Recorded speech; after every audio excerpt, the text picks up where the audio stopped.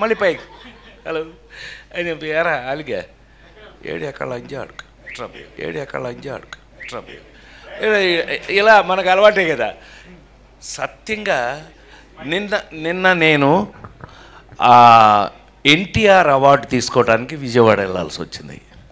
చప్పట్లు కొట్టరా? బుద్ధుందా లేదా నాకు? ఎన్టీఆర్ అవార్డు అని చప్పట్లు కొట్టరా? ఏంటి బ్రెయిన్ పోయిందా అందరికీ? చెప్పి కొట్టించుకోవడం ఏంటి అన్నయ్య? దానికి కొట్టకపోతే నీకు సిగ్గులేనట్లు లెక్క. విశ్వవిఖ్యాత నట సార్వభౌమ నందమూరి తారక రామారావు.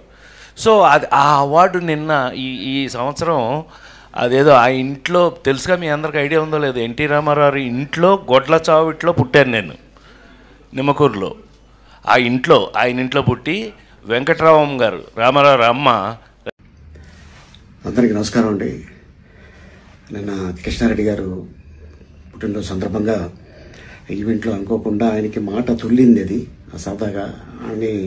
బట్ ఏంటంటే దీన్ని తీసుకొని మీడియా మిత్రులు దీన్ని కొద్దిగా వైరల్ చేస్తున్నారు. ప్లీజ్, ఆయన మంచి ఆర్టిస్టు, ఆయన పుట్టుడు దుఃఖంలో ఉన్నాడు, మనందరికీ తెలుసు. ఇటీవల మంచి కాలంలో తన కూతురు పోయింది, అమ్మలాంటి బిడ్డ. సో అందుకోసం ఆయన కావాలని చెప్పింది కాదు. దీన్ని మళ్ళీ ఎవరు కూడా దీన్ని రప్చర్ చేయకండి ప్లీజ్. ఆయన పెద్ద ఆయన. నమస్కారం.